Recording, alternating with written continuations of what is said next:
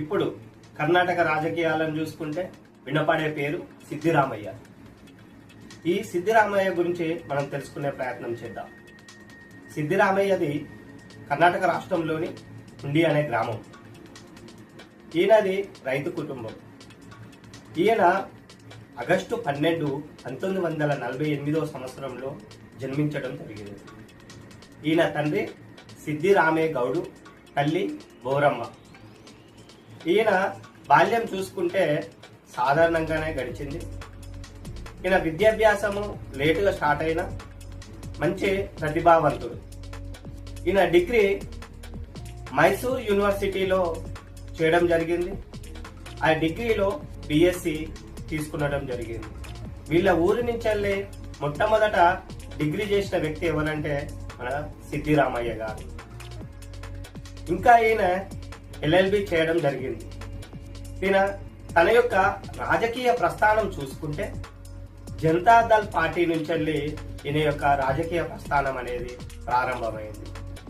ఈయన మొట్టమొదటిగా 1983 సంవత్సరంలో ఈయన ఎమ్మెల్యేగా గెలవడం జరిగింది. ఈయన జనతాదళ్ పార్టీ నుంచి వెళ్ళి కాంగ్రెస్ లోకి పోవడం జరిగింది. ఈయన ముఖ్యమంత్రి కాకముందుకు మంత్రి పదవులు కూడా చేశారు.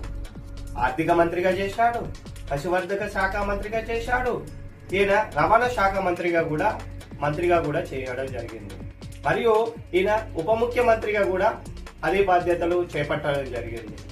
ఈయన 2013 కర్ణాటక ముఖ్యమంత్రిగా బాధ్యతలు చేపట్టడం జరిగింది. తర్వాత 2023 మళ్ళీ ముఖ్యమంత్రిగా బాధ్యతలు చేపట్టడం జరిగింది.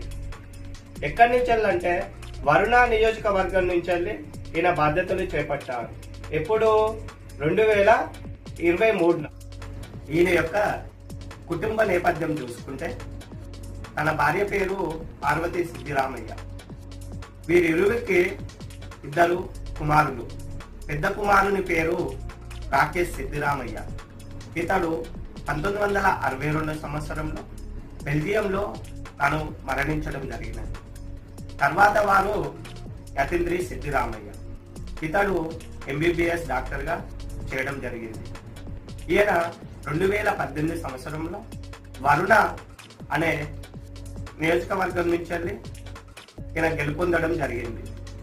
ఇప్పుడు ఉన్న రాజకీయాల్లో ఇతడే ఇప్పుడు సిద్దిరామయ్య వారసుడిగా కొనసాగడం జరుగుతుంది. ఇది ఈరోజు కంటెంట్. ఈ కంటెంట్ మీకు నచ్చినట్లయితే నా వీడియోను లైక్ చేయండి, షేర్ చేయండి, నన్ను ఫాలో కావండి.